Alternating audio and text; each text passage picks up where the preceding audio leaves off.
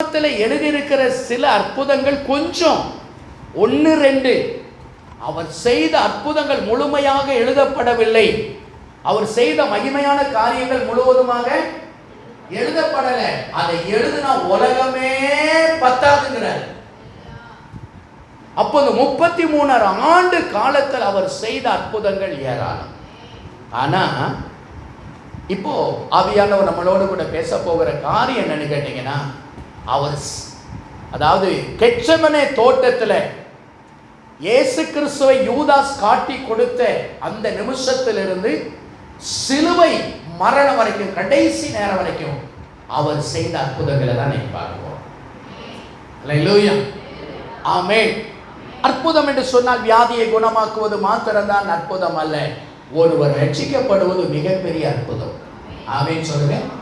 சரி, இது சரித்திரத்தில் தேடி பார்த்து ஆண்டவர் கொடுத்த வார்த்தைகளை உங்களோட ஆவியானவர் பேசுவாராக. ஆவியானவர் சொல்லுங்க. ஆவியானவரை நீங்க பேசுங்க.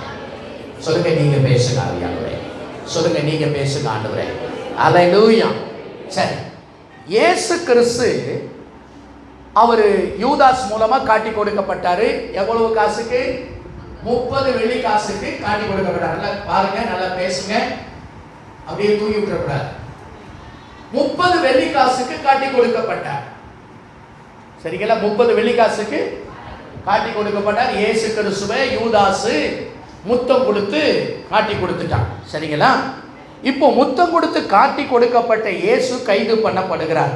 வாசிங்க, லூக்கா எழுதின சுவிசேஷம் 22ஆம் அதிகாரம், அதுல 50-51 வாசிங்க. என்னோட கூட நிறைய வார்த்தைகள் இருக்கனால அவன் நிறைய சொல்லணும். ஆகவே என்னுடைய பாதியிலே நிறுத்திடாம பட்டு வாசிக்க பார்க்கலாம்.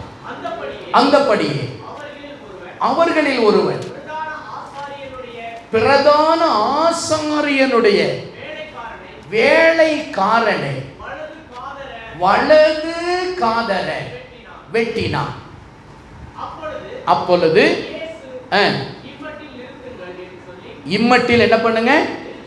நிறுத்துங்கள் என்று சொல்லி அவருடைய காதை தொட்டு, இதெல்லாம் நல்லா அண்டர்லைன் பண்ணி வச்சுக்கோங்க. காதை தொட்டு சொல்லுங்க. காதை தொட்டு சுத்தப்படுத்தினார். சரி, அடுத்து இன்னொரு வசனத்தை கூட வாசிக்க கேட்கிறேன். யோவான் 18:10. யோவான் 18:10. கொஞ்சம் வேகம் எடுத்துக்க. பைபிளை கூட ஓபன் பண்ணுங்க. வரதுக்கு முன்னால பைபிள் வாசிச்சிருங்க. போர்டில் வரதுல அப்புறம் பைபிளை வாசிங்க. அப்பொழுது சீமோன் பேதுரு தன்னிடத்தில் இருந்த பட்டயத்தை உருவி பிரதான ஆசாரியனுடைய வேலைக்காரனை வலது காதர வெட்டினான். அந்த வேலைக்காரனுக்கு மல்குஸ் என்று பெயர். இப்போ லூக்காவில் வாசிச்சோம், அவர் பேரை சொல்லல. ஆனா யோவான் அவருடைய பேரையும் தெளிவாக அவன் யார் என்பதையும் சொல்லுகிறார். சரி, ஏன் பாஸ்டர் இதை வாசிக்கிறீங்க? இயேசு செய்த அற்புதத்தை பார்க்க போறோம். ஆமென் சொல்லுங்க. இப்ப இயேசு கிறிஸ்து கைது பண்ணப்பட்டுட்டாரு. கைது பண்ண வந்துட்டாங்க ஏராளமான ஆமென் சோதரம் அதிகாரிகள், ரோம அரசாங்கத்தில் இருக்கிற இராணுவங்கள், அடுத்து அண்ணா காய்பா பிரதான ஆசாரியன் மூலமாய் வருகிறவர்கள், இவர்கள் எல்லாரும் இயேசுவை கைது பண்ண ஒரு பெரிய கூட்டம் வந்துகிட்டு இருக்கு. ஒரு பெரிய கூட்டம். அதுல மிகவும் முக்கியமான ஒரு ஆளு வர்றாரு. அவர் தான் யாருங்க? யூதாஸ். சொல்லுங்க, யூதாஸ்.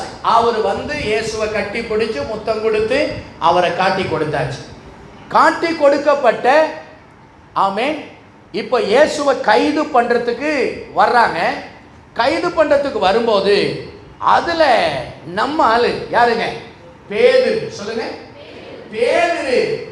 அவரு சாதாரணமான ஆள் இல்லை. அவருக்கு கொஞ்சம் இடம் கொடுங்களேன் தம்பிகள், இந்த சின்ன பிள்ளைங்க உட்கார்ந்து இருக்கிறவங்க. அப்படியே யாரும் அவருக்கு இடமே, ஆமா, அவங்கவுங்க பார்க்க அவங்கவுங்க சீட்டை எடுத்து பிடிச்சி வச்சுக்கிட்டாங்க, உட்காந்துட போடுறாங்க. ஆமே, அப்படி இருக்கக்கூடாது. ஆமே சொல்லுங்க. அல்லேலூயா. ஒரு சகோதரர் சொல்வதை கேட்டேன். நம்ம சேலத்துல பிஜேபி மாநாடு நடந்துச்சு. என்ன மாநாடு? சொல்லுங்க, எல்லாம் சொல்லுங்க.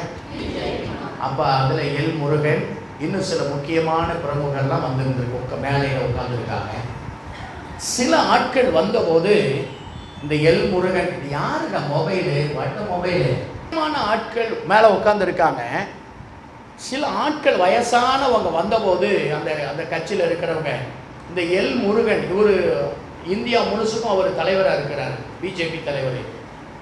அப்போ இவர் என்ன பண்ணியிருக்கிறாரு, மேடையிலிருந்து எந்திரிச்சு கீழே போய் ஜனங்களோட உட்காந்துட்டு வந்தவங்களுக்கு என்ன பண்ணுறாரு, இடம் கொடுக்குறாரு. வந்தவங்களுக்கு ஏன்னு கேட்டால் வயசானவங்க, அவங்களுக்கு நம்ம என்ன செய்யணும், ஆமாம் புதுசாக வந்தவங்களுக்கு நம்ம என்ன கொடுக்கணும், கணம் கொடுக்கணும்.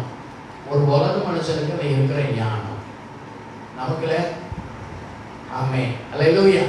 அப்போ புதுசாக யார் வந்தாலும் அவங்களுக்கு என்ன செய்யணும், விசுவாசிங்க பழைய ஆட்கள் என்ன செய்யணும், எழுந்து இடம் கொடுக்கணும். கர்த்தருடைய நாமத்துக்கு ஸ்தோத்திரம் உண்டாகட்டும். இப்போ இந்த பிரதான ஆசாரியனுடைய வேலைக்காரன், இவனுக்கு அங்கே என்னங்க வேலை, வேலைக்காரன்னு சொன்னாக்க நாம நினைக்கிற மாதிரி இந்த வீடை கடை பெருக்கிக்கிட்டு தொடச்சிக்கிட்டு இருக்கிற ஆள் இல்லை.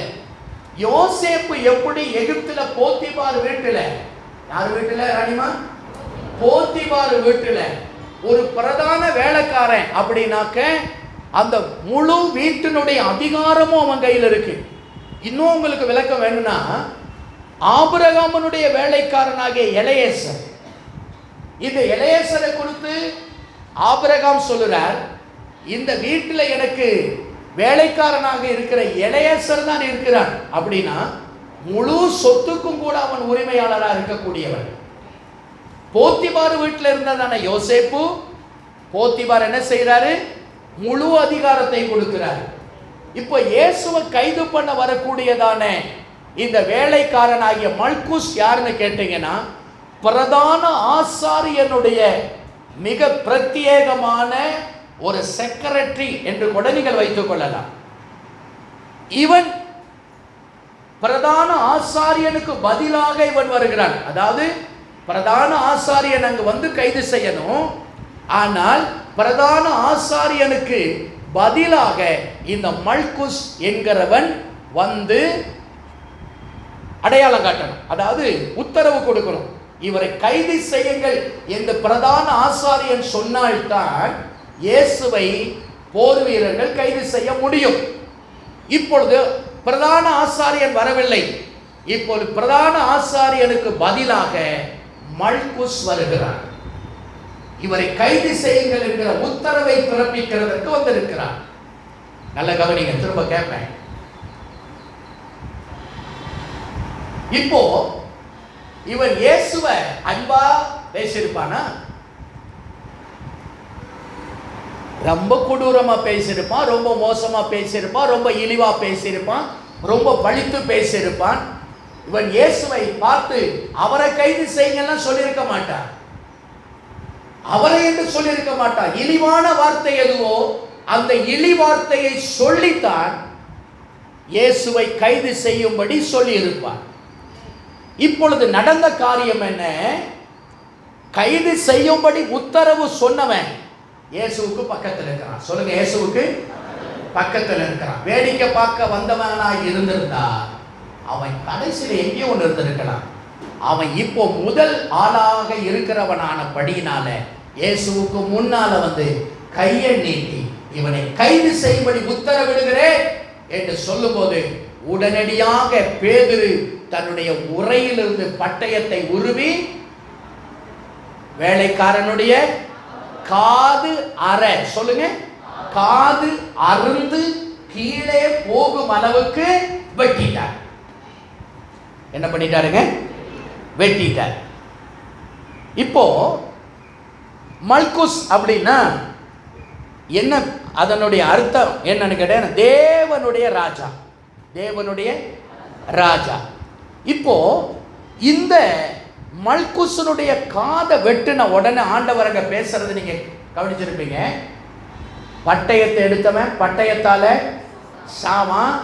நான் வேண்டிக்கிட்டேன்னா எங்க அப்பா எனக்கு ஏராளமான தூதர்கள் அனுப்பிடுவாருப்பா, நீ பட்டயத்தை வச்சு வெட்டி தான் என்னை காப்பாற்றணும்னு இல்லை, பட்டயத்தில் உரையில போடு, இப்பொழுது இருளின் காலமா இருக்கிறதுன்னு சொல்லிட்டார். இப்போ காது வெட்டுப்பட்டவன், இப்போ அவனை கவனிங்க, இந்த மல்குஸை கவனிங்க, காது அரை வெட்டி போட்டான். அவன் காது அருந்து கீழே விழுந்துச்சு. சொல்லுங்க, காது அருந்து கீழே விழுந்துச்சு. இயேசுவை கைது பண்ணின நேரம் இரவு நேரம். சொல்லுங்க, இயேசுவை கைது பண்ணின நேரம் இரவு நேரம். அவன் வெட்டுல காது தெரிச்சு எங்க போய் விழுந்துச்சுன்னு தெரியல. ஆண்டவர், வாங்க கொஞ்சம் யாராவது லைட் வச்சிருக்கீங்களா, வாங்க அந்த காது எங்க இருந்து கொஞ்சம் காட்டுங்க அப்படின்னு கூட்டத்தை நடுவில் தேடி எடுத்து அந்த காதை ஒட்ட வைக்கல. சொல்லுங்க, தேடி எடுத்து காதை ஒட்ட வைக்கல. இப்போ லூக்கா சுவிசேஷத்துல வாசிச்சீங்க இல்லைங்களா, ஆண்டவர் அவனுடைய காதை தொட்டு, சொல்லுங்க, காதை. அப்ப என்ன நடந்திருக்குன்னு கேட்டீங்கன்னா, ஏற்கனவே வெட்டப்பட்ட காதை எடுத்து அவர் ஒட்ட வைக்கல. கொஞ்சம் திரும்ப பார்த்த பக்கம் நான் கரெக்டா ஒட்ட வச்சிடறேன் அப்படின்னு இல்லை. வெட்டப்பட்ட காது கீழே போயிடுச்சு. இப்போ காது மேல கையை வைக்கிறாரு, புதிய காது வந்துருச்சு. ஹல்லேலூயா, ஆமென் சொல்லுங்க. தன்னை கைது பண்ணும்படி உத்தரவு கொடுத்தவனுக்கு ஒரு அற்புதத்தை ஆண்டவர் கெச்சமனே தோட்டத்தில் செய்கிறாரு. எத்தனை பேர் ஆமென் ஆண்டவர்? ஹல்லேலூயா. காது வெட்டப்பட்ட உடனே மல்குசே காதை அப்படியே ரத்தம் ஒழுக பிடிச்சுக்கிட்டான். காதை தேடி இருப்பான், எங்க காது காணாமே போச்சே, இப்ப அடுத்து என்ன சொல்லணும் தெரியல. அவனுக்கு ஒரே பதட்டம், காது ரத்தம் ஒழுகுது, சர்ன்னு ரத்தம் ஊத்துது. இப்போ தடுமாறுகிறான். அடுத்து என்ன செய்யணும், உத்தரவு கொடு. கைது பண்ண சொல்லிட்டேன், கைது பண்ணிட்டோம், இப்போ அடுத்த உத்தரவு சொல்லு என்று சொன்ன அவனுக்கு பேசுறதுக்கு வார்த்தை கூட வரல. காதை பிடிச்சுக்கிட்டான். காதுல ரத்தம் வருது, காதை பார்க்கிற, காது இல்ல, காது இல்ல, காணும் காதை. இப்ப ஆண்டவர் இரக்கத்தின் ஐஸ்வர்யம் உள்ள தேவன் தன்னை கைது பண்ணும்படி இழிவார்த்தைகளை சொல்லி கைது பண்ணும்படி சொன்னதான அந்த மல்குசுடைய காது பகுதியில, காதல அவர் தன்னுடைய கரத்தை வைக்கிறார். அல்லேலூயா. தன்னுடைய, இப்ப நீங்க கொஞ்சம் அதை தெளிவுபடுத்திக்க கூட நீங்க வாசிக்க கேட்கிறேன். அதை ஏற்கனவே வாசித்த லூக்கா 22:50-51. அவர்களில் ஒருவன் வேலைக்காரனை, நல்ல சொல்லுங்க, வலது காது அற வெட்டினான். அப்பொழுது இயேசு இம்மட்டும் நிறுத்துங்கள் என்று சொல்லி, சொல்லுங்க காதை, சொல்லுங்க காதை, சொல்லுங்க எல்லாரும் சொல்லுங்க காதை தொட்ட. காது வெட்டுப்பட்ட இடத்துல காது இல்ல, இப்ப அந்த காலியான இடத்துல அவர் தன்னுடைய கரத்தை வைத்து தொடுகிறார். இப்பொழுது காது, புதிய காது அங்கு வந்து விட்டது. கரங்களை தட்டி ஆண்டவருக்கு மகிமை சொல்லுங்க. அல்லேலூயா, ஆமென் சொல்லுங்க. ஆமென். இந்த மல்குஸ் என்கிற இந்த மனுஷன் அதற்கு பிறகு ஆண்டவர் மேல அளவு கடந்த பக்தி உள்ளவனா மாறிட்டான். காதை பிடிச்சுக்கிட்டான். கடைசி வரைக்கும் பிலாத்து அரமனை, அண்ணா காய்பா அரமனை இதுவரைக்கும் உள்ள போறான். அவருக்கு நடந்ததெல்லாம் பார்க்கிறான். ஐயோ, எனக்கு இவ்வளவு அற்புதம் செய்தவர் அல்லவா இவர், எனக்கு அதிசயம் செய்தவர் அல்லவா, இவளை இழி வார்த்தைகளை பேசி கைது பண்ணும்படி நான் பேசினேன் அல்லவா, என் காது வெட்டப்பட்ட போது இவர் எனக்கு அவருடைய இரக்கத்தால் இந்த பாவியான எனக்கு இந்த காதை கொடுத்தாரே என்று சொல்லி அவன் மனம் திரும்ப ஆரம்பித்ததாக சரித்திரம் சொல்லுகிறது. அல்லேலூயா. சரித்திரத்தை ஏற்கனவே ஏன் முத வசனத்தை வாசனை, இயேசு செய்த அற்புதங்களை எழுத போனா உலகம் கொள்ளாது. ஆமென் சொல்லுங்க, உலகமே.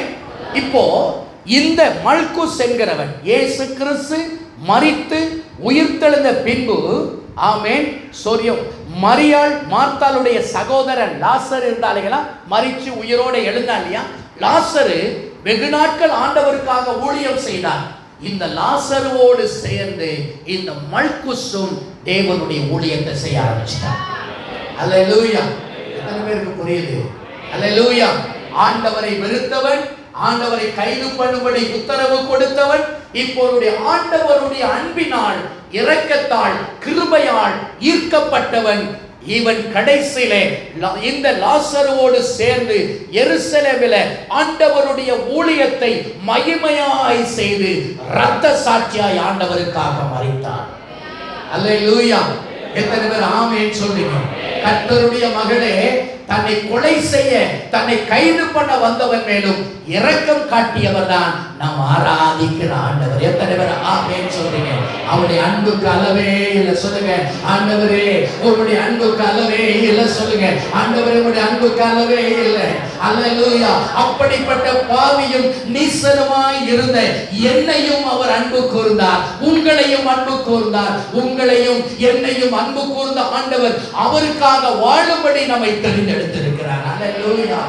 என் அன்பு கடவுளுடைய பிள்ளைகளே, இந்த மல்குஸ் எப்படி ஆண்டோடைய அன்பினால் மனம் திரும்ப, ஆண்டவர் அவனுக்கு சுவிசேஷம் சொல்லல, அப்படிதானங்களா? மனம் திரும்புகள், பரலோக ராஜ்யம் சமீபமா இருக்கிறது சொல்லல. ஆண்டவரை வெறுத்தவன், ஆண்டவரை கைது செய்யும்படி அவன் அண்ணா காய்பா நீ போகிறாயா என்று சொன்னபோது நான் போகிறேன் என்று சொல்லி ஆண்டவர் மேல வெறுப்போட கோபத்தோட இவன் யார், ஆமென் ஸ்தோத்திரம், ஒரு பெரிய கலகத்தை உண்டு பண்ணி கொண்டிருக்கிறானே என்று ஆண்டவர் மேல வெறுப்போடு வெறியோடு வந்தவன் இப்பொழுது ஆண்டவருடைய அன்பினால் ஈர்க்கப்பட்டு விட்டான். ஆண்டவருடைய அன்பினால் ஈர்க்கப்பட்டான், மனம் திரும்பினான், பாவத்தை அறிக்கையிட்டான், ஊழியம் செய்தார், இரத்த சாட்சியாய் மரித்தார்.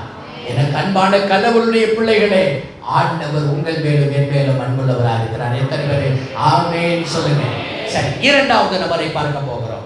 மார்க்கு எழுதின சுவிசேஷ புஸ்தகம் 15ஆம் அதிகாரம் 4 சில வசனங்களை நாம் தொடர்ந்து வாசிக்க போகிறோம். கொஞ்சம் வேகமாடுங்க.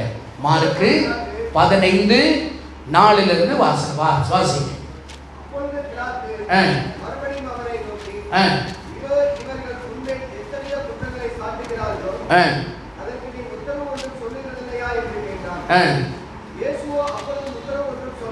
உத்தரவு ஒன்றும் சொல்லவில்லை.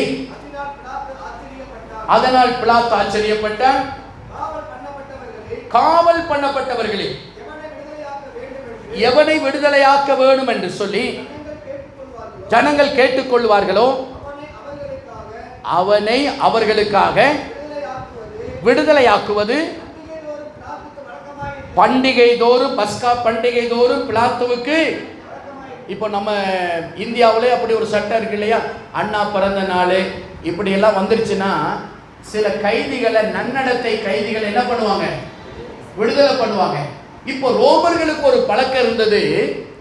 இந்த பஸ்கா பண்டிகை நாளில் சிறைச்சாலையில் இருக்கிற யார விடுதலை பண்ணணும்னு சொல்லி ஜனங்கள் கேட்டுக்கொள்வார்களோ அவர்களை விடுதலை பண்ணுவது வழக்கமா இருக்கு. இப்போ பிலாத்து இயேசுவை குறித்து விசாரிச்சுட்டான், இவர்கிட்ட ஒரு குற்றமும் இல்லதை கண்டுபிடிச்சுட்டான். ஆக எப்படியாவது இயேசுவை விடுதலை செய்வதற்கு பிலாத்து முனைப்பு காட்டி கொண்டிருக்கிறான். எப்படியாவது இந்த நீதிமானை நான் என்ன செய்ய வேண்டும்? விடுதலை செய்ய வேண்டும். கவனிங்க, வேற எதுக்கும் போவாதீங்க. விடுதலை செய்ய வேண்டும் என்று சொல்லி எவ்வளவோ காரியங்களை செய்கிறான். ஆனால் ஜனங்கள் அதில் ஒத்துக்கொள்ளவே இல்லை. சரி, இப்பொழுது ஆமென் சிறைச்சாலையிலே அடைக்கப்பட்டிருக்கிற பரபாஸ் என்கிறவனை, அவனை சிறைச்சாலையில இருக்கிற அவனை ஆமென் ஸ்தோத்திரம் கொண்டு வந்து நிறுத்துகிறான். இந்த பரபாஸ் யார் என்று கேட்டான். இவன் பயங்கரமான ஒரு குற்றவாளி. அல்லேலூயா. சில காரியங்களை கவனிங்களேன். யூதர்கள் மத ரீதியாக, அதாவது யூதர்கள்லாம் தெரியுது அவங்களுக்கு? யார் அவங்க? இயேசு கிறிஸ்துவுடைய மக்கள், யூத மக்கள். இவங்க மத ரீதியாக, அதாவது மோசே நியாயப்பிரமாணம், மோசேயினுடைய சட்ட திட்டங்கள், இவைகளுக்கு விரோதமாக யாராவது தேவதூஷணம் சொல்லியோ அல்லது நியாய பிரமாணத்துக்கு விரோதமான காரியங்களை சொன்னாலோ அவர்கள் கைது செய்யப்படுவார்கள். இவர்கள் கைது செய்யப்பட்டு என்ன செய்வார்கள் என்று சொன்னால், பிரதான ஆசாரியனாய் இருக்கிற காய்பா என்கிறதான அந்த மனுஷனுடைய அரண்மனையிலே இருக்கிற பாதாள சிறை, அதிலே அடைக்கப்படுவார்கள். ஒரு சாதாரணமான குற்றவாளி, சரிங்களா? அடுத்து, அல்லது திருட்டு, கொள்ளை, கொலை, குற்றங்களில் ஈடுபடுகிறவர்கள் கைது செய்யப்பட்டு ஏரோதின் அரண்மனையில் இருக்கிற சிறையிலே அடைக்கப்படுவாங்க. ஆனால் இந்த ரோம அரசாங்கத்துக்கு விரோதமாக செயல்பட்டால் அவர்கள் பயங்கரவாதிகள் இவர்களை பிலாத்துவின் அரண்மனையில் இருக்கிற பாதாள சிறையிலே அடைக்கப்படுவார்கள். அப்படியானால் இவர்கள் விடுதலையாக்க வேண்டும் என்று சொல்லுகிறதான பரபாஸ் இவன் பயங்கரவாதியாக இருக்கிறான். இவன் மகா கொடியவன். இன்னைக்கு சொன்னாக்க ஸ்தோத்திரம், கடந்த நாட்களில் அமெரிக்கா கொன்று போட்டதே ஒரு பயங்கரவாதி. யாருங்க அவரு? ஒசாமா பின் லேடன் என்கிற மனுஷனை போல இவன் பயங்கரமான ஒரு குற்றவாளி. யாருங்க? இந்த பரபாஸ். இவனை பயங்கரமா காவல் பண்ணி வச்சிருக்கிறாங்க. இப்போ பிலாத்து இவனை கொண்டு வந்துட்டாக்க இந்த பயங்கரவாதியெல்லாம் விட்டுறாதீங்க, இயேசுவையே விடுதலை செஞ்சிருங்க அப்படின்னு சொல்லுவாங்கன்னு நினைச்சு இயேசுவை எப்படியாவது விடுதலை செய்து விட வேண்டும் என்கிற தீவிரமான காரியத்தில் இருந்தபடினால இப்போ பரபாச வெளியில கொண்டு வர சொல்லிட்டாங்க.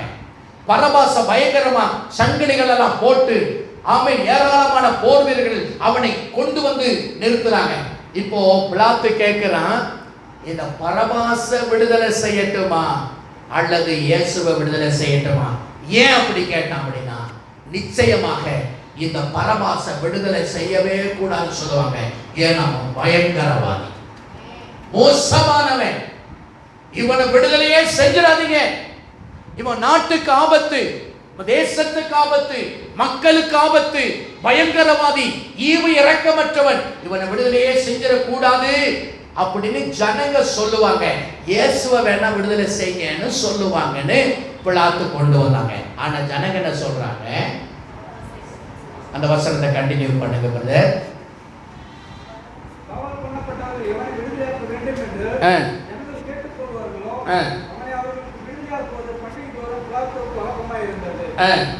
வாசிக்கிறேன். Thank you brother. 7ஆம் வசனம், கலகமணி அந்த கலகத்தின் கொலை செய்து அதற்காக காவல் பண்ணப்பட்ட பரபாஸ் என்பவன் எனப்பட்ட ஒருவன் இருந்தான். இப்போ ஸ்தோத்திரம், இவனை என்ன பண்றாங்க? இப்போ ஜனங்கள் என்ன சொல்றாங்க? இப்போ பாருங்க, ஆமென் ஸ்தோத்திரம். 11 வசனம், பரபாசை தங்களுக்கு விடுதலையாக்க வேண்டும் என்று ஜனங்கள் என்ன சொல்லுகிறாங்க? கேட்டுக்கொள்ளும்படி பிரதான ஆசாரியர்கள் அவர்களை ஏவி விட்டுட்டாங்க. இப்ப ஜனங்க என்ன சொல்றாங்க? இயேசுவை சிலுவையில் அறையுங்க, பரபாச விடுதலை செய்யுங்க, பரபாச. இப்போ பரபாச நிக்கிறான், இயேசுவும் ஒரு பக்கம் நிக்கிறாரு. இப்போ பரபாச அவன் ஏற்கனவே திட்டமிட்டுட்டான், நம்மளையெல்லாம் நம்ம விடுதலைங்கிறது சரித்திரத்திலேயே கிடையாது. ஏன்னா நம்ம பயங்கரமான ஆளு, கண்டிப்பா நம்ம சாகிற வரைக்கும் சிறைச்சாலையில தான் இருந்தாகணும். விடுதலை என்பது இருக்கவே இருக்காதுன்னு நினைச்சுக்கிட்டு இருக்கிறான். இப்ப ஜனங்கள் சொல்றாங்க, பரபாச விடுதலை செய்யுங்க, இயேசுவை சிலுவையில் அறைங்கன்னு சொன்னோம்.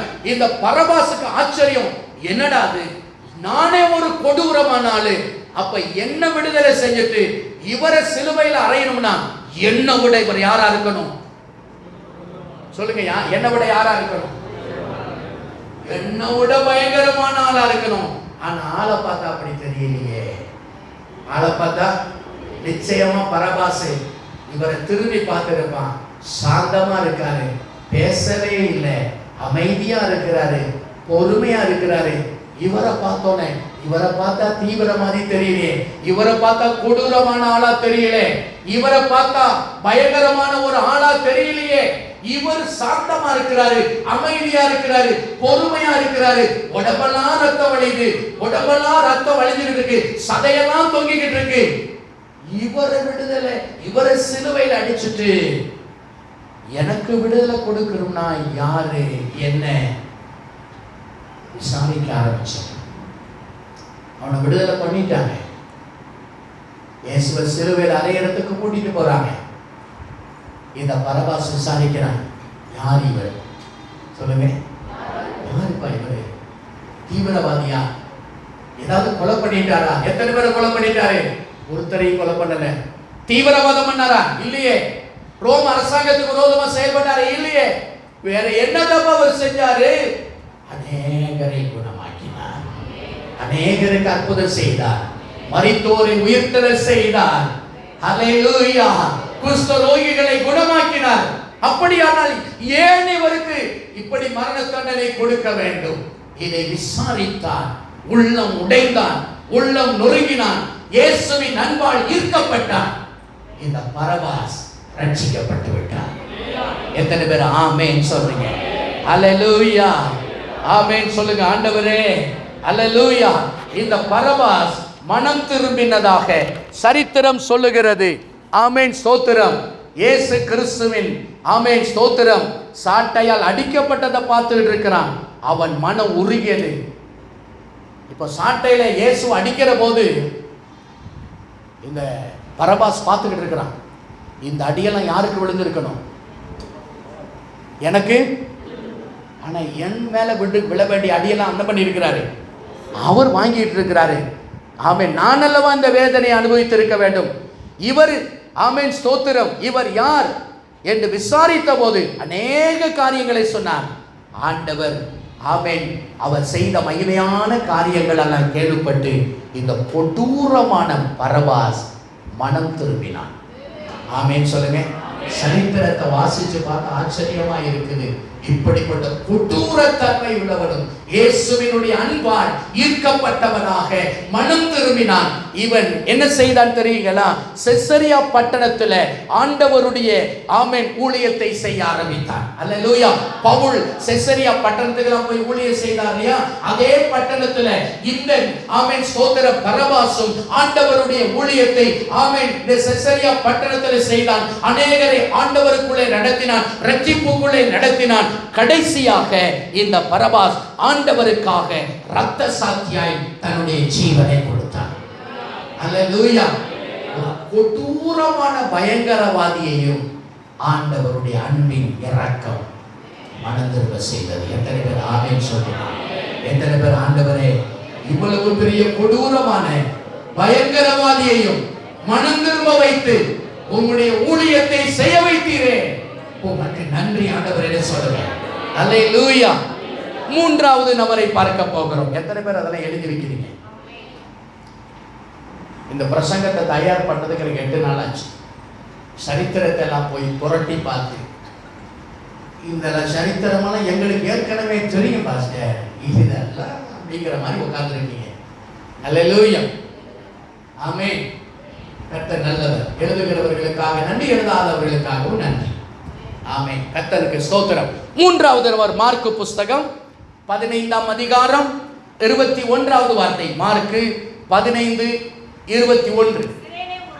சிரேனே ஊரானும் அலெக்சாந்தருக்கு ரூப்புக்கும் தகப்பனுமாகிய சீமோன் எனப்பட்ட ஒருவன் நாட்டிலிருந்து அவ்வழியே வருகையில் அவருடைய சிலுவையை சுமக்கும்படி அவனை பலவந்தம் பண்ணினார்கள். சரி, அடுத்த மூன்றாவது நபர் யாருன்னு கேட்டீங்கன்னா சிரேனே ஊரானாகிய சீமோன்.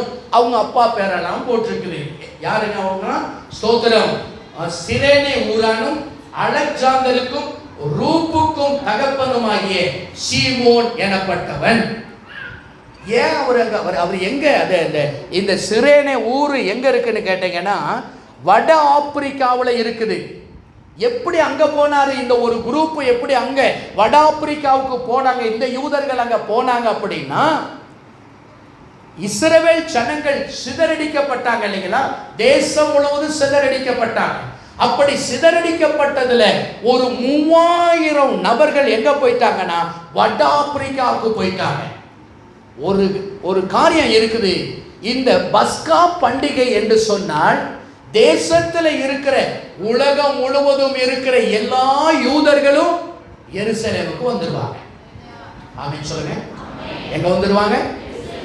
வருஷத்தோறும் இந்த பண்டிகைக்கு வந்து செய்வாங்க, பண்டிகையை கொண்டாடிட்டு தான் போவாங்க. இந்த வட ஆப்பிரிக்காவில் இருக்கிற இந்த சிரேனே என்கிற ஊர்ல இருக்கிற, இன்னைக்கு அந்த ஊர் இருக்குது, அதே பேர்ல இருக்குது. இந்த சிரேனே ஊர்ல இருக்கிற இந்த யாருங்க வரா? சீமோன் வர்றான். ஆமென். எதுக்கு வந்திருக்கிறாரு? எதுக்கு வந்திருக்கிறாரு? பண்டிகைக்கு. என்ன பண்டிகை? பஸ்கா பண்டிகைக்கு வந்திருக்கிறார். பண்டிகைக்கு வந்தவர் எப்படி வந்திருக்கிறாரு? ரொம்ப அட்டாச்சா சூப்பரா வந்திருப்பார். நல்ல ட்ரெஸ் போட்டுட்டு. ஏன்னா பண்டிகைக்கு வர்றாரு இல்லையா? எப்படி வந்திருப்பாரு சொல்லுங்க. நாம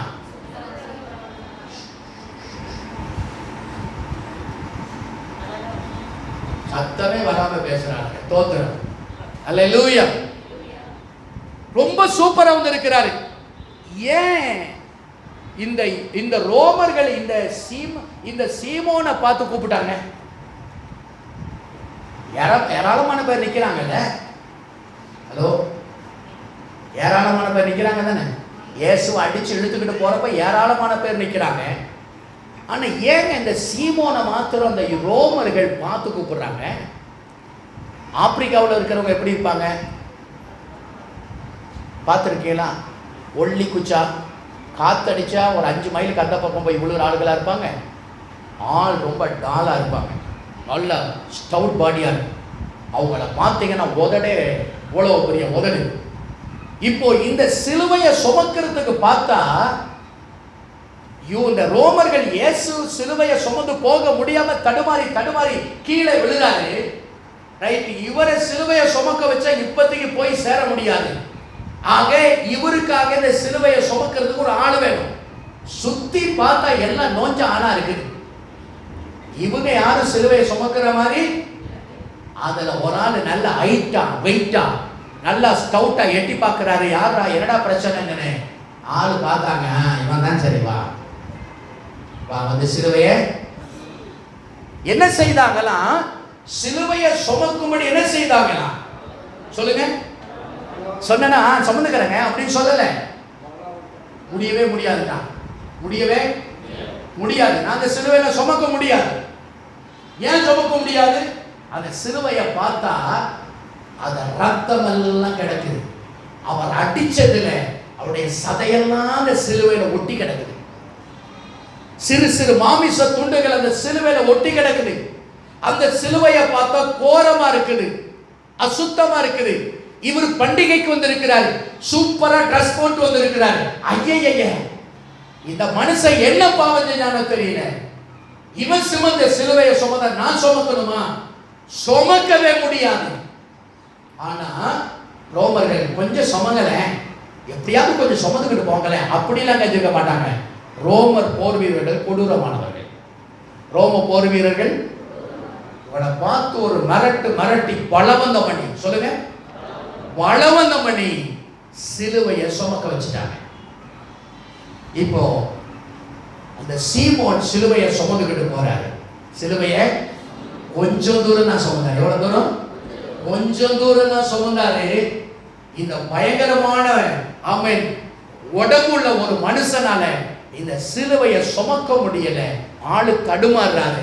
இயேசு திரும்பவும் சிலுவையை தோல் மேல வாங்கிக்கிட்டார். திரும்பவும் தோல் மேல வாங்கிக்கிட்டாரு. இப்போ இந்த சீமோன் என்கிற மனுஷன் ஆண்டவரை குறித்து விசாரிக்கிறான். யாரு மீது என்னங்க பாவம் பண்ண அந்த மனுஷன்? பயங்கரமான என்ன துரோகம் பண்ணா? எல்லாம் விசாரிக்க ஆண்டவருடைய காரியங்களை குறித்து அண்ணம்மா பத்தநாயக்க பாளையம் அண்ணாலம்மா யார் விசாரிச்சாங்கம்மா? அந்த இடத்துல நான் இல்லைங்க. கவனமா கேளுங்கள. கடவுளுடைய வார்த்தையை தானே கேட்க வந்திருக்கிறோம். எதை கேட்க வந்திருக்கிறோம்? கடவுளுடைய வார்த்தையை தானே கேட்க வந்திருக்கோம். அப்படியே அசந்து தூங்குறீங்க? கடவுளுடைய வார்த்தையை கேளுங்க. அல்லேலூயா. இப்போ இந்த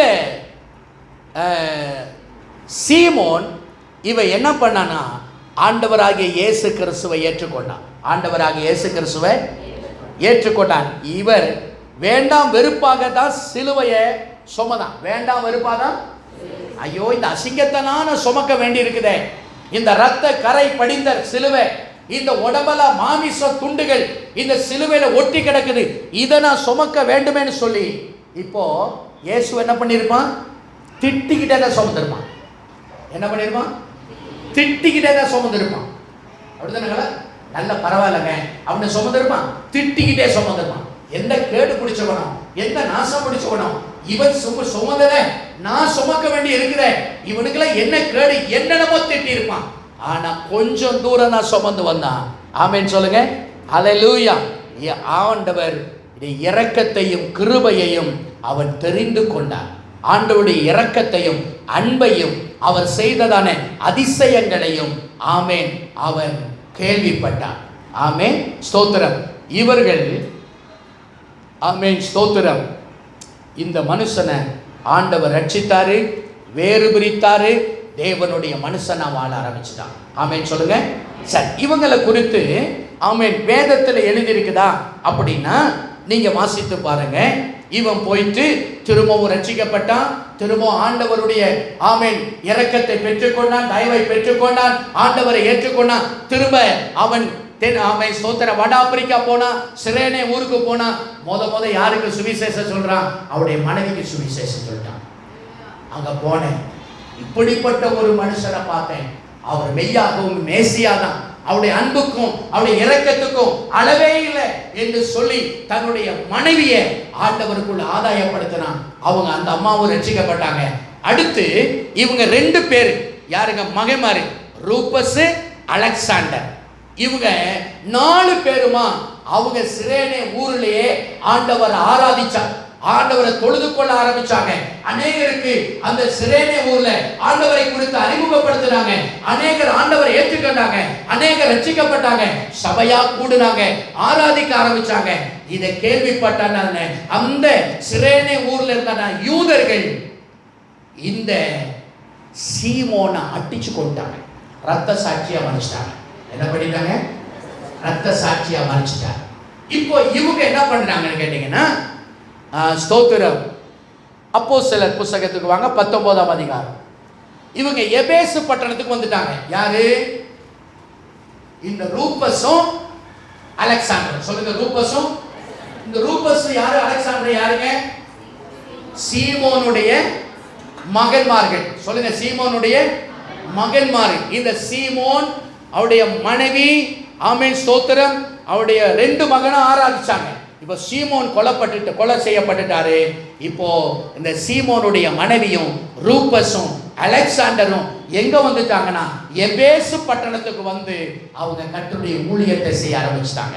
இப்போ அப்போஸ்தலர் புத்தகம் 19:32 எடுத்து வாசிங்க. அப்போஸ்தலர் 19:32. கூட்டத்தில் அமளி உண்டாகி சிலர் இப்படியும் சிலர் அப்படியுமாக பேசினார்கள். தெரியாதிருந்தது.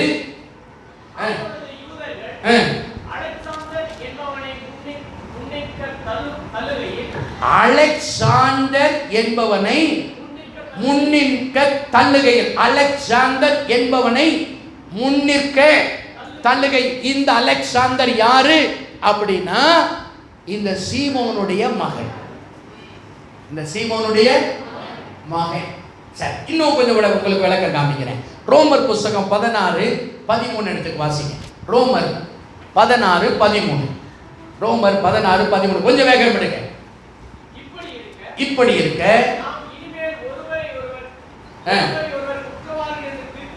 இல்லங்க, ரோமர் 16:13 கர்த்தருக்குள் தெரிந்து கொள்ளப்பட்ட ரூபையும் எனக்கும் தாயாகிய அவனுக்கும் தாயாகிய வாழ்த்துங்கள். இப்போ பவுல் இந்த ரூபஸுடைய அம்மாவை வாழ்த்தி கடிதம் எழுதுகிறாரு.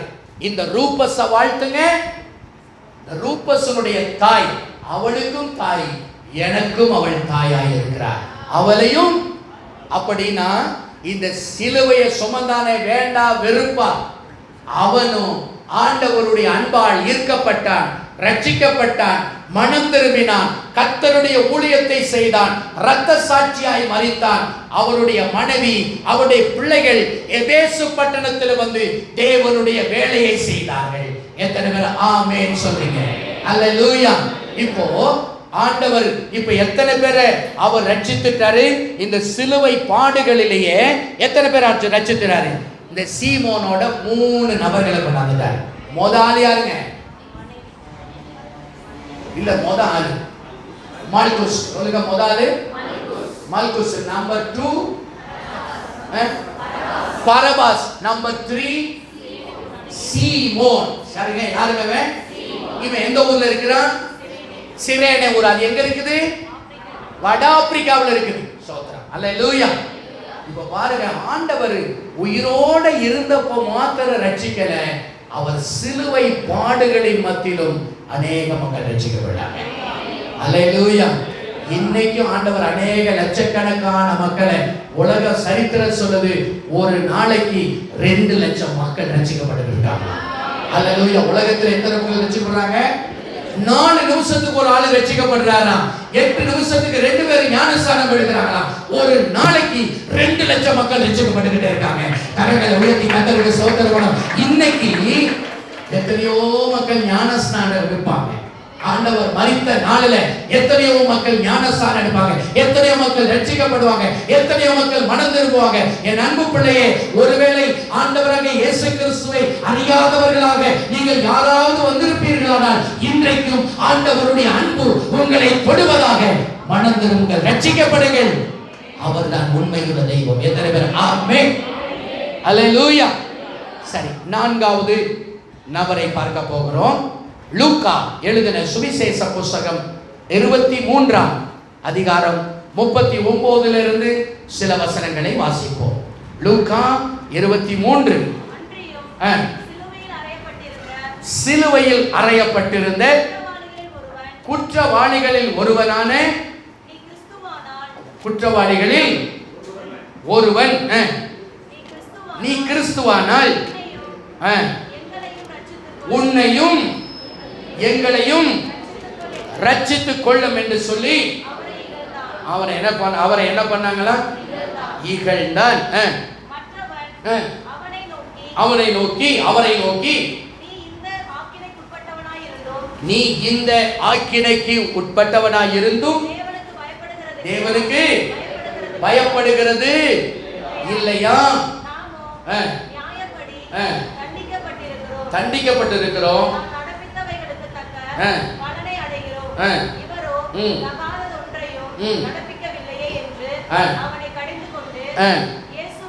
இயேசுவை நோக்கி ஆண்டவரே, உம்முடைய ராஜ்யத்தில் வரும்போது அடியேனை நினைத்தருளும் என்றான். இயேசு அவரை நோக்கி, இன்றைக்கு நீ என்னுடனே கூட பரதீசில் இருப்பாய் என்று மெய்யாகவே உனக்கு சொல்லுகிறேன் என்றார். 4வது நபர் யாருங்க? கல்வன். சொல்லுங்க. ஏற்கனவே சொன்னது போல இவங்க 2 பேரும் சாதாரணமான திருடங்க கிடையாது, உலகமாக திருடன். அதனால தான் சிலுவையில் அடிச்சிட்டாங்க. இவனை இனிமே விட்டு வச்ச மோசம். யூதர்கள் சாதாரணமா காரியங்களை செய்ய மாட்டாங்க, விசாரிப்பாங்க. பயங்கரமா விசாரிச்சுட்டு அந்த தண்டனை பெறுவதற்கு தகுதியா இருந்தால் மட்டும்தான் அந்த தண்டனையை கொடுப்பாங்க. இப்போ இந்த 2 திருடனுங்களும் சிலுவையில் அறையப்படுவதற்கு காரணம், இவங்க பயங்கரமான திருடனுங்க.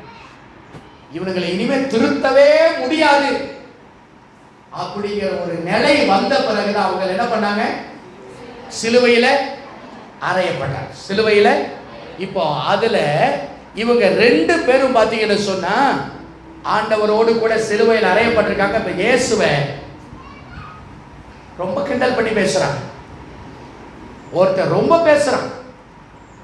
அந்த சரித்திரத்தை பார்த்தீங்கன்னா அவன் பேசுற வார்த்தைகள்லாம் உள்ளமே உடைஞ்சி நொறுங்கி போகும் அளவுக்கு பேசுறான். பேச நம்மளுக்கு தான் தெரியும் எவ்வளவுக்கு எவ்வளவு இலக்காரமா பேச முடியுமோ அந்த அளவுக்கு இலக்காரமா, எவ்வளவுக்கு எவ்வளவு மோசமா மனமடிவாகி போக முடியுமோ அந்த அளவுக்கு மனமடிவாகி போகும் அளவுக்கு இந்த கல்வன் பேசுறான். ஆனா அதுல இருக்கிற இன்னொரு கல்வன் என்ன சொல்றான்? இவன் என்ன சொல்றான்? அந்த வசனத்தை வாசிக்க. 39. ஆமென். மற்றவன் அவரை நோக்கி, நீ இந்த ஆக்கினைக்குட்பட்டவனாயிருந்தும்.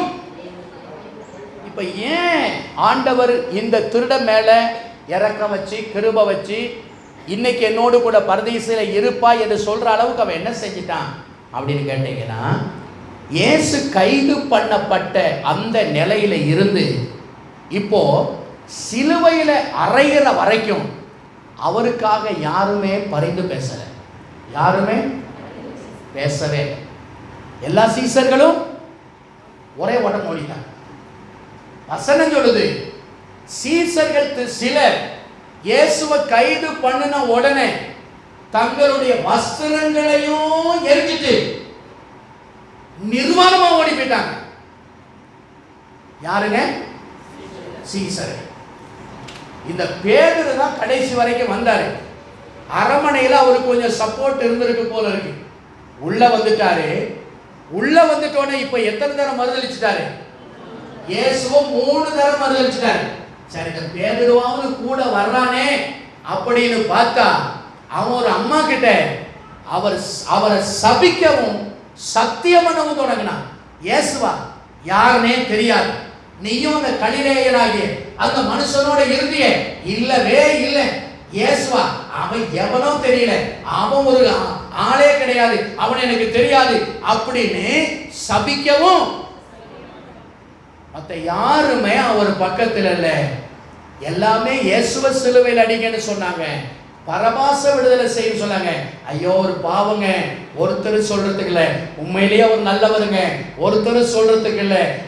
யாருமே ஐயோ இவரா, இவர் நல்ல மனுஷனாச்சே, ஒருத்தரும் சொல்றதுக்குள்ள அவருடைய கண்கள் சுத்தி தேடிக்கிட்டு இருக்கு, எனக்காக யாராவது பேசுவாங்களா? ஒருத்தர் இல்லை. ஆனா இந்த 2 கல்வனும் அறையப்பட்டுட்டாங்க. இப்ப அந்த ஒரு கல்வன் ஆண்டவருக்காக பரிந்து பேசுகிறான். ஆமென், அல்லேலூயா, ஆமென், ஸ்தோத்திரம், ஆமென். ஆண்டவரிடத்துல பாரு, இவர் பரிசுத்தவான். இவர் எப்படிப்பட்டவர்? பரிசுத்தவான். இப்போ இவருக்காக வக்காலத்து வாங்கிக்கிட்டு பக்கத்தில் இருந்த திருடங்களை சண்டைக்கு போறான்.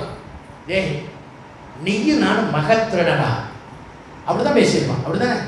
நீயும் நானும் நம்ம செஞ்ச அநியாயம் அக்கிரமம் தாங்க முடியாம தாண்டா நம்ம சிலுவையில் அடிச்சுட்டாங்க. ஆனா இவரை பாருடா, இவர் எவ்வளவு உத்தமரா இருக்காரு, எவ்வளவு உண்மை உள்ளவரா இருக்காரு. அவர் ஏதாவது பேசுறாரா? அவர் நீதிமான், அவர் பரிசுத்தவான், அவர் உத்தமன். அவரை ஏன்டா நீ பேசுற? நீ இவ்வளவு ஆணி அடிச்சு சிலுவையில தொங்கினாலும் உன்னுடைய அக்கிரமம் போகலையே, உன் அநியாயம் போகலையே, உன்னை என்னென்னமோ திட்டி இருப்பான். இதெல்லாம் இயேசு கேட்டுக்கிட்டே இருக்காரு இல்லையா? இதுவரைக்கும் எனக்காக யாரும் பேசுறது இல்லையே, இதுவரைக்கும் யாரும் எனக்காக சண்டை போட்டது இல்லையே. ஆண்டவர் இப்ப அந்த கல்வன் பக்கம் முகத்தை திருப்புறாரு. ஆமென். யார் நான் இந்த திருடன், எனக்காக பரிந்து பேசுகிறானே. அல்லேலூயா. இப்ப ஆண்டவர் அவனுடைய பார்வை இவருடைய பார்வை ஒன்றாய் கலக்கும் போது சொல்லுகிறார், ஆண்டவரே. இப்போ ஆண்டவரை எப்படி கூப்பிடுறான்? ஆண்டவரே. அல்லேலூயா. நீங்க நிச்சயமா உங்க ராஜ்யத்துல வருவீங்க. உங்க ராஜ்யத்துல வரும்போது என்ன செய்ய? உங்களுடைய அடியானையும் நினைந்த நம்முடைய அடியானையும். இயேசு கிறிஸ்துவுடைய எந்த காரியம் இந்த கல்வனை மனந்திரும்ப வச்சது? எந்த செயல் இவனை மனந்திரும்ப வச்சது? சிலுவையில இருந்த அடிக்கப்பட்டதிலிருந்து அவன் கவனிச்சுக்கிட்டே இருக்கிறான். இதாவே இவர்களை மன்னி, இவர்கள் செய்கிறது என்னதென்று அறியாதிருக்கிறார்களே என்று செபிக்கிறத பார்க்கிறான். ஹலோ ஹலோ, இவர் என்ன செபிக்கிறாரு? அடிச்சது, சிலுவையில் ஆணி வச்சு அடிச்சது, தலையில முள்மூடி சூடுனது, சாட்டையால அடிச்சது, இதெல்லாம் தெரியாம செஞ்சுட்டாங்களா? என்ன இப்படி ஜெபிக்கிறாரு? இந்த 2 திருடன்களும் இவங்களை சிலுவையில் அடிச்சவங்க வலி தாங்க முடியாம என்னென்னமோ திட்டிக்கிட்டு இருக்காங்க. ஆனா இவருக்கு வாயிலிருந்து ஒரு வஞ்சனையான வார்த்தையும் வரல. இதை கவனிச்சுக்கிட்டே இருக்கிறான். அடுத்து மரியாதை பார்க்கிறாரு, யோவானை பார்க்கிறாரு. இப்போ மரியாதை பார்த்து சொல்றாரு, அதோ உன்னுடைய மகன் என்று அடையாளம் காட்டுறாரு. அழுதுகிட்டு இருக்கிற யோவானை பார்த்து சொல்றாரு, அதோ உன் தாய். இது எல்லாத்தையும் கவனிச்சுக்கிட்டே இருக்கிறான். ஆமென். இது எல்லாத்தையும் கவனிச்சுக்கிட்டு ஆமென் எவ்வளவு பொறுமையா இருக்கிறாரு. அடிச்சவங்க மேல கோபப்படல, சிலுவையா ஆணி வச்சு அடிச்சவங்க மேல கோபப்பட, எந்த ஒரு கோபத்தை காட்டாம அந்த அன்பு, அந்த சாந்தம், அந்த மகிமை, இது எல்லாத்தையும் பார்த்துட்டு மெய்யாகவுமே இவர் தேவகுமார். ஆமென் சொல்லுங்க. மெய்யாகவுமே சிலுவையில தொங்கிக் கொண்டிருக்கும் போது கூட ஒரு கல்வனை ஆண்டவர் ரட்சித்து விட்டார். அல்லேலூயா. உண்மையிலேயே அவனுக்கு ஒரு மரணம் நேராமல் இருந்திருக்குமே, ஆனால் அவன் கீழே வந்து சிலுவையிலிருந்து இறங்கி வந்து தேவனுடைய ராஜ்யத்தை கட்டுகிறவனாக இருந்திருப்பான். அவனுக்கு அந்த சந்தர்ப்பம் இல்லை. ஆண்டவர் சொன்னாரு, இன்றைக்கு என்னோடு கூட பரதீசில் இருப்பாய். எத்தனை பேர் ஆமென் சொல்லுங்க. இப்போ எத்தனை நபர் ஆண்டவர் தொட்டுட்டாரு? 4 நபர். 5வது நபரை பார்ப்போம். லூக்கா 23, லூக்கா 23 46 47. வாசிமா. இயேசு, பிதாவே என் ஆவியை ஒப்புவிக்கிறேன், மகா சத்தமாய் கூப்பிட்டு சொன்னார். ஏன்? ஜீவனை விட்டார். 100க்கு அதிபதி. இப்ப 100க்கு அதிபதி கடைசியா யாருங்க? 100க்கு அதிபதி. 100 போர் வீரர்களுக்கு தலைவனாய் இருக்கிற இந்த 100க்கு அதிபதி சம்பவித்ததை சொல்லுங்க. சம்பவித்ததை கண்டு மெய்யாகவே இந்த மனுஷன் நீதிபரனாய் இருந்தான் என்று சொல்லி தேவனை மகிமைப்படுத்தினான். அல்லேலூயா. கடைசியாக யாருன்னு கேட்டீங்கன்னா 100க்கு அதிபதி. இவன் தான் கெத்செமனே தோட்டத்துக்கு போர் வீரர்கள் 100 போர் வீரர்களை அழைச்சிக்கிட்டு வந்து கைது பண்ணுவதற்கு தலைமை தாங்கின இந்த 100க்கு அதிபதி இவன் தான். இவன் பொறுப்படுத்திட்டு சிலுவையில அடிக்கப்படுகிற வரைக்கும் இவனுடைய கண்ட்ரோல்ல தான் இருக்குது. எல்லாத்தையும் கவனிச்சுக்கிட்டே வரான். இயேசு கிறிஸ்து கெத்செமனே தோட்டத்துல கைது பண்ணப்பட்டதை பார்க்கிற கவனிச்சான். பேதுரு அந்த மல்கூசனுடைய காது வெட்டப்படுவதை பார்த்தா. ஆண்டவர் அந்த இடத்தை தொட்டு அற்புதம் செய்கிறத பார்க்கிறான். பிலாத்துவின் அரமனைக்கு கொண்டு போய் விசாரிக்கப்படுகிறத பார்க்கிறான். அமைதியா இருக்கிறத பார்க்கிறான். பிலாத்து விசாரிச்சுட்டு எந்த குற்றமும் இல்லை என்று சொல்லப்படுவதையெல்லாம் பார்க்கிறான். சிலுவை சுமந்து வரும்போது அவருடைய அமைதியை பார்க்கிறான், கருணையை பார்க்கிறான், இரக்கத்தை பார்க்கிறான். அடுத்து கல்வாரி சிலுவையில ஆமென் ஸ்தோத்திரம் அந்த சிலுவையை சுமந்து வந்த முடியாம தடுமாறி கீழே விழுந்தபோது சீமோனை கூப்பிட்டு சுமக்க சொன்னது இந்த 100க்கு அதிபதி. இப்போ அவன் சுமந்துக்கிட்டு வந்ததை கொஞ்சம் தூரம், ஒரு 10 அடி கூட இல்ல, கொடுப்பா நான் சுமந்துக்கிறேன்னு சொன்ன அந்த அன்பை பார்த்தான். இப்ப சிலுவையில தொங்குகிற அந்த நேரத்துல அவன் ஜெபிக்கிறதை எல்லாம் பார்த்தான். இந்த கல்வனுக்கு கொடுக்கிற ரட்சிப்பை எல்லாம் பார்த்தான். இது எல்லாவற்றையும் கவனித்துக் கொண்டிருந்தவர் கடைசியாக இயேசு, பிதாவே உம்முடைய கரங்களில் என் ஆவியை ஒப்புக் கொடுக்கிறேன் என்று சொல்லி ஜீவனை விட்ட போது அவன் சொல்லுகிறான், மெய்யாகவே. ஆமென் சொல்லுங்க. மெய்யாகவே இவர் தேவனுடைய குமார். அல்லேலூயா. ஆமென். இந்த அவன் தேவனை மகிமைப்படுத்தினான். இவன் ஆண்டவராகிய இயேசு கிறிஸ்துவை ஏற்றுக்கொண்டு ரோமாபுரிக்கு போயிட்டான். இவன் வேலையை கேன்சல் பண்ணிட்டான். எனக்கு இனிமே 100க்கு அதிபதி வேலை வேண்டாம், அரசாங்க வேலையை விட்டுட்டான். இவன் ஒரு ரோமன், யூதன் அல்ல. இவன் ஒரு ரோமன். ஆண்டவருடைய அன்பினால் ஈர்க்கப்பட்டவன். ஆண்டவரை ஏற்றுக்கொண்டான், வேலையை உதறி தள்ளினான். இயேசுவினுடைய மரணத்துக்கு பிறகு இவன் திரும்ப ராணுவத்துக்கு போகவில்லை.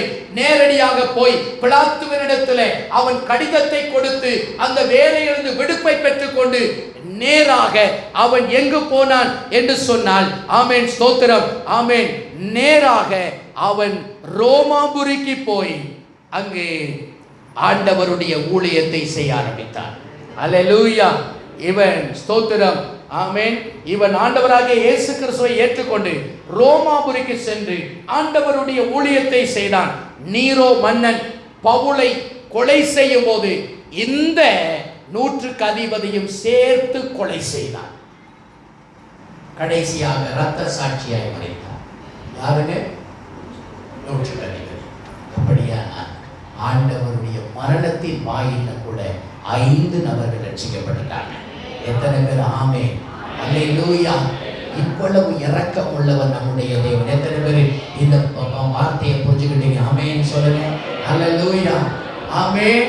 மல்குசுனுடைய காதை தொட்டு குணமாக்கினார், அவன் ரட்சிக்கப்பட்டு விட்டான். அல்லேலூயா. அடுத்து பயங்கரமான தீவிரவாதி, அவனும் ஆண்டவருடைய அன்பினால் ஈர்க்கப்பட்டு ரட்சிக்கப்பட்டான். ஆண்டவருடைய ஊழியத்தை செய்தான், இரத்த சாட்சியாய் மரித்தான். 3வது நபர் சீமோன். ஸ்தோத்திரம். ஆமென்.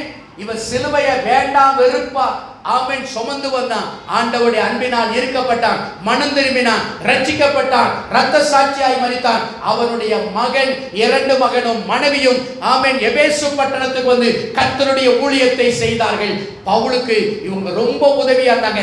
எபேசு பட்டணத்துக்கு இந்த பவுல் ஊழியத்துக்காக போகும்போது தங்களுடைய வீட்டிலே தங்க வைத்து ஆமென் இந்த ஸ்தோத்திரம் சீமோனுடைய மனைவி இவனை அன்பாய் கவனித்துக் கொண்டபடினால் இப்பொழுது பவுல் கடிதத்தில் எழுதுகிறார், ரூபஸுடைய தாயை வாழ்த்துங்கள், அவள் ரூபஸுக்கும் தாய், எனக்கும் தாய். ஆமென். அடுத்த நபர் யாருங்க? அந்த பயங்கரமான திருடனும் ஆண்டவருடைய அன்பினாலே ஈர்க்கப்பட்டான். அவன் உலகத்தில் ஆண்டவருடைய வேலையை செய்யல, ஆண்டவரோடு பரதேசிக்கு போயிட்டான். அடுத்த நபர் நூற்றுக்கு அதிபதி. இவன் ஆண்டவருக்கு நடந்த சம்பவங்களை எல்லாம் பார்த்து ரோமாபுரிக்கு போய் தேவனுடைய ஊழியத்தை செய்து பவுல் ஆமென் அவன் கர்த்தருடைய ஊழியத்தை செய்து ரோமாபுரிக்கு போனபோது நீரோ என்கிற மன்னனால் கைது செய்யப்பட்டான். தரத்தரனை இழுத்துக்கிட்டு போனான். அவனோடு கூட இந்த நூற்றுக்கு அதிபதியும் இழுத்து செல்லப்பட்டான். பவுல் எக்ஸ் வடிவ சிலுவையில அடித்துக் கொள்ளப்பட்டான். இந்த அவன் நூற்றுக்கு அதிபதி சிறைச்சேதம் செய்யப்பட்டு ஆண்டவருக்காக ஜீவனை கொடுத்தான். ஆமென் சொல்லுங்க. இவ்வளவு இரக்கம் உள்ள ஆண்டவரை தான் நாம் ஆராதித்துக் கொண்டிருக்கிறோம். கரங்களை உயர்த்தி, ஆண்டவரே இவ்வளவு அற்புதமான ஆண்டவரே உம்மை நாங்கள் துதிக்கிறோம். அல்லேலூயா. ஆண்டவருடைய அன்பை பார்த்துட்டு கரையாத கல்மணமும் கரைச்சு. அல்லேலூயா. அவருடைய அன்பு ஈடு இணையில்லாத மகிமையின் அன்பு. எத்தனை பேர் ஆண்டவரே உங்களுடைய அன்புக்காக நன்றி சொல்லுங்க. உங்களுடைய அன்புக்காக நன்றி, உங்களுடைய அன்புக்காக நன்றி ஆண்டவரே, உங்களுடைய அன்புக்காக நன்றி. அல்லேலூயா, அல்லேலூயா. எத்தனை பேர் ஜெபிக்கிறீங்க? நாம ஜெபம் பண்ணுவோம். ஆண்டவரே சொல்லுங்க, ஆண்டவரே இந்த உன்னதமான ஈடில்லாத இணையில்லாத அன்பு சொல்லுங்க. ஈடில்லாத இணையில்லாத அன்பு சொல்லுங்க. ஈடில்லாத இணையில்லாத அன்புக்காக ஸ்தோத்திரம். அல்லேலூயா. எத்தனை பேர் ஜெபிக்கிறீங்க? இந்த அன்பை நான் இன்னும் விளங்கிக் கொள்ளணும் ஆண்டவரே, இந்த அன்பை நான் இன்னும் புரிந்து கொள்ளணும் ஆண்டவரே, இந்த அன்பை நான் இன்னும் ருசிக்கணும் ஆண்டவரே. அந்த கிருபை எனக்கு தாங்க சொல்லுங்க. அந்த கிருபை எனக்கு தாங்க. அல்லேலூயா. ஆமென். அல்லேலூயா, அல்லேலூயா, அல்லேலூயா, அல்லேலூயா, அல்லேலூயா. உமக்கு நன்றி ஆண்டவரே சொல்லுங்க. உமக்கு நன்றி ஆண்டவரே. கல்வாரி பாதையில் ஓரத்திலே நான் மனம் கசுந்தழுத நேரத்திலே, கல்வாரி பாதையில் ஓரத்திலே நான் மனம் கசுந்தழுத நேரத்திலே தாங்கி நடத்திட்ட என் அப்பனே, தாங்கி நடத்திட்ட என் அப்பனே, தயவோடு நீர் என்னை நோக்கிடுமே, தயவோடு நீர் என்னை நோக்கிடுமே, என்னை நீட்ட ரட்சகரே என்னாலும் துதித்து பாடுவேனே சொல்லுங்க. என்னை நீட்ட ரட்சகரே என்னாலும் துதித்து பாடுவேனே, தாயின் கருவில்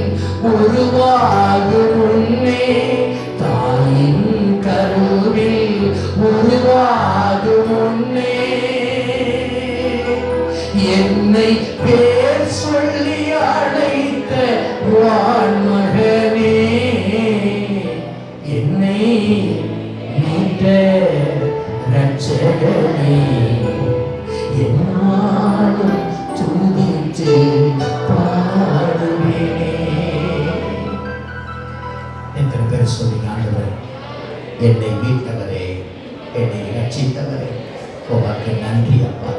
எனக்காக பட்ட பாடுகள், எனக்காக அடைந்த வேதனைகளுக்காக நன்றி அப்பா. உங்களுடைய அன்பு மிக கொடூரமான கல்வனையும் மனம் திரும்ப வைத்த அன்பு ஆண்டவரே, மிக பயங்கரவாதியான மனுஷனையும் மனம் திரும்ப வைத்த அன்பு, 100க்கு அதிபதியாக இருந்தவனையும் மனம் திரும்ப வைத்த அன்பு ஆண்டவரே, அந்த அன்புக்காக ஸ்தோத்திரம். அதே அன்பினால் சொல்லுங்க, அதே அன்பினால் என்னையும் நேசித்து என்னையும் ரட்சித்தீரே, உமக்கு நன்றி ஆண்டவரே. நான் உண்மை அன்பை விட்டு ஒரு நாளும் புரியாதபடி உங்களுடைய அன்பிலே நான் நிலைத்திருக்க எனக்கு உதவி செய்யும் கர்த்தாவே, உங்க பாதத்தில் என்னை தாழ்த்துகிறேன். ஆமென்.